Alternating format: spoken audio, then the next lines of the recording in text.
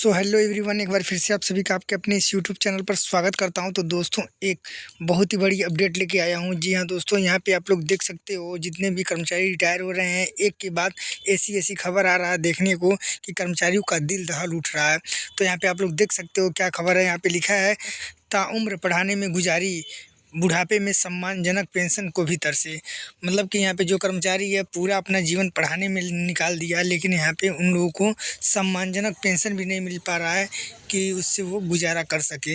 लिखा है कि 70 से 80 हज़ार वेतन पाने वाले शिक्षकों की पेंशन 764 और 869.25 रुपये प्रतिमाह निर्धारित। यहाँ पे जिनका वेतन 70,000 80,000 था, उनको मात्र 764 और 869 रुपये पेंशन के रूप में मिल रहे हैं। तो सोचिए उन पर क्या बीतेगा। पूरी खबर देख लेते हैं। गोरखपुर माध्यमिक विद्यालयों में पूरी जिंदगी अध्ययन करने वाले शिक्षक अपनी सेवानिवृत्ति के बाद सम्मानजनक वेतन के अधिकार से वंचित हो गए हैं। यह नए पेंशन स्कीम की हकीकत नहीं, बल्कि इसका नतीजा यह हुआ कि सेवानिवृत्ति के वक्त जिन शिक्षकों को 70-80 हज़ार रुपये प्रतिमाह वेतन मिल रहा था, उनकी पेंशन 764 रुपये और 869 रुपये प्रतिमाह फिक्स हुई है। शायद इन्हीं विसंगतियों के चलते न्यू पेंशन स्कीम का सरकारी शिक्षक और कर्मचारी विरोध भी कर रहे हैं। ऐसा नहीं है कि अपने हक के लिए इन शिक्षकों ने कोई आवाज़ नहीं उठाई। विभागों के चक्कर लगाकर सभी को चप्पलें तक घिस गई, लेकिन कोई सुनवाई नहीं हुई। अब लाचार सरकारी व्यवस्था को कोसने के अलावा इनके पास कोई और चारा नहीं बचा है। अमर उजाला संवाददाता से बातचीत में इन शिक्षकों ने बताया कि सेवा काल के दौरान करदाताओं की सूची में हमेशा रहने वाले इन शिक्षकों को पेंशन के अलावा कोई और सरकारी सुविधा का लाभ तक नहीं मिलता, यानी जीवन यापन का पूरा खर्चा इकलौती पेंशन पर ही टिका है। फिर आगे देखिए यहाँ पे क्या है। यहाँ पे लिखा है, केशवन श्री गांधी इंटर कॉलेज हरपुर बुधहट पर तैनात रहे बाल मुकुंद सिंह 31 मार्च 2019 को सेवानिवृत्त हुए थे। उनका वेतन 75,000 रुपये प्रति माह था। न्यू पेंशन स्कीम के अंतर्गत उनकी पेंशन 764 रुपये प्रति माह बनी है। फिर यहाँ पे केस 2 में देखिए क्या है।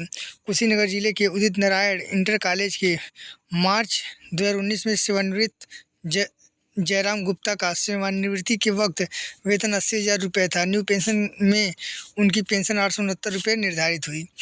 फिर यहाँ पे देखिए, पटेल स्मारक इंटर कॉलेज पटेल नगर भटहट से 30 जून 2015 को सेवानिवृत्त बलिराम सिंह का वेतन 45,000 रुपये निर्धारित था।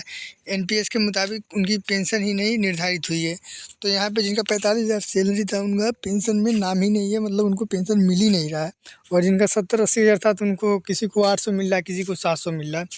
फिर यहाँ पे आगे देखिए क्या है। क्यों है पुरानी पेंशन की मांग, मतलब पुरानी पेंशन की मांग क्यों की जा रही है, ये देख सकते हैं। तो यहाँ पे लिखा है कि उत्तर प्रदेश माध्यमिक शिक्षक संघ चेतनारायण गुट के मंत्री रविंद्र प्रताप सिंह ने बताया कि पुरानी पेंशन स्कीम ओपीएस के अंतर्गत कर्मचारी का अंशदान नहीं होता है, जीपीएफ की कटौती होती है, जिस वजह से सेवानिवृत्ति के वक्त धनराशि और उसके ब्याज के रूप में अच्छी धनराशि शिक्षक या कर्मचारी को मिल जाती है। मूल वेतन का लगभग 40 से 50% हिस्सा पेंशन मंडली मंत्री रणजीत सिंह ने कहा कि एक और ख़ास वजह से इसे अलग बनाती है कि वेतन की तरह जब डीए में बढ़ोतरी होती है तो पेंशन भी बढ़ती है, जबकि एनपीएस में एक बार पेंशन फिक्स होने के बाद कोई वृद्धि नहीं होती। फिर यहाँ पे आप लोग देख सकते हो क्या है, कहाँ हुई दिक्कत। 11 से 13 साल की सेवा के दौरान इन शिक्षकों को न्यू पेंशन स्कीम के अंतर्गत होने वाले अंशदान में या तो कटौती ही नहीं हुई, जहां कटौती हुई वहां पूरे सेवाकाल के दौरान अंशदान की कटौती नहीं हुई। अध्यापक कार्य के दौरान शिक्षकों ने भी इसका ध्यान नहीं दिया, मगर सवाल उठता है कि एनपीएस की कटौती में अंशदान तो सरकार भी देती है, तो अकेले शिक्षक ही इसके लिए जिम्मेदार क्यों कैसे हुए। फिर आगे देखिए क्या बोल रहा है, क्या है नियम। न्यू पेंशन स्कीम के अंतर्गत जो धनराशि जमा होती है उसकी 40% धनराशि पेंशन के रूप में कर्मचारी को मिलती है, जबकि 60% भुगतान होता है। फिर कह रहा है कि एनपीएस में जो अंशदान होता है उसमें 10% अंशदान सरकार या नियोक्ता का 10% शिक्षक या कर्मचारी द्वारा किया जाता है। हाल ही में घोषित केंद्र सरकार के बजट में एनपीएस में सरकार की ओर से दिए जाने वाले अंशदान को बढ़ाकर 14% किया गया। फिर यहाँ पे आप लोग देख सकते हो क्या लिखा है, कितना कटा अंशदान नहीं है कोई रिकॉर्ड। शिक्षकों का आरोप है कि एनपीएस के तहत होने वाले अंशदान की कटौती कितनी हो रही है, सरकार कितना अंशदान दे रही है, इसका कोई रिकॉर्ड उनके पास नहीं है, जबकि इसे DIOS कार्यालय के लेखा विभाग के साथ साथ विद्यालय स्तर पर भी रजिस्टर्ड या ऑनलाइन अपडेट होना चाहिए। फिर आगे कह रहा है, एनपीएस से जुड़ी किसी भी प्रकार की समस्या के लिए निस्तारण के लिए DIOS कार्यालय के लेखा विभाग में एक पटल बनाया गया है, जहां आने वाली शिकायतों का शासन के निर्देशानुसार निवारण कराया जाता है। किसी भी शिक्षक व कर्मचारी के साथ ऐसा कोई समस्या है तो लिखित प्रत्यावेदन दें, पूरी मदद की जाएगी। ये कौन कर रहा है? ज्ञानेंद्र सिंह भदौरिया जी।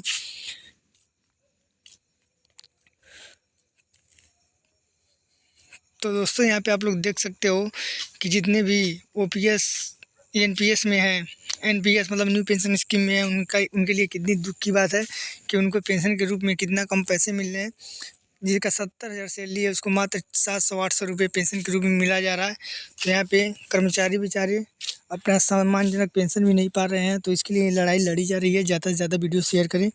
मिलते हैं नेक्स्ट वीडियो में, तब तक के लिए जय हिंद, वंदे मातरम।